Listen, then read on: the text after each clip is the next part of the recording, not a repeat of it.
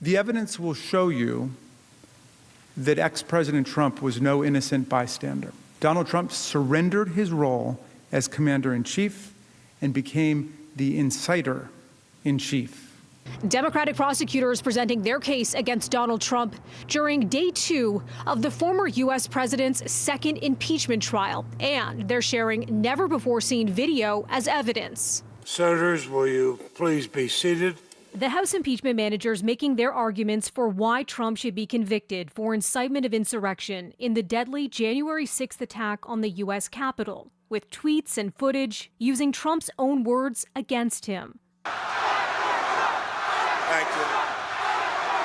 And you have to get your people to fight, because you'll never take back our country with weakness. The lead House prosecutor using an analogy to counter Trump's free speech defense, saying the case is worse than someone shouting fire in a crowded theater. It's more like a case where the town fire chief, who's paid to put out fires, sends a mob not to yell fire in a crowded theater, but to actually set the theater on fire. And who then, when the fire alarms go off and the calls start flooding into the fire department, asking for help, does nothing but sit back, encourage the mob to continue its rampage, and watch the fire spread on TV with glee and delight. Now we're going to show you, through security footage that has not been made public before, what that same breach looked like from the inside.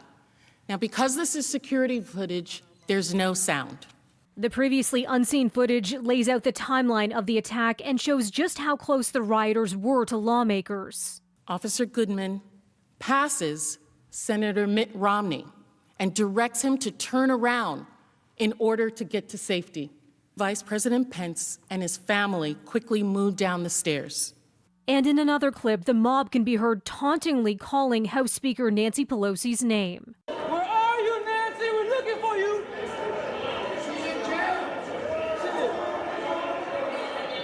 Nancy! Oh, Nancy! Prosecutors have 16 hours over 2 days to make their presentations before Trump's attorneys begin their arguments with the same allotted time. Trump's defense team, though, made their debut Tuesday, before the Senate voted that the trial was constitutional, with the backing of 6 Republicans, far short of the 17 Republican votes that will be needed to convict Trump at the end of the trial. Back to Trump's attorneys. I'll be quite frank with you. We changed what we were going to do on account that we thought that the House manager's presentation was well done. According to multiple reports, including the Associated Press, Trump, who was watching the proceedings from his Mar-a-Lago club in Florida, was furious at what he saw. Other Republicans criticized what they called a disorganized defense. And another legal development, prosecutors in Georgia opening up a criminal investigation into Trump's attempt to overturn that state's election results. Melissa Duggan, City News.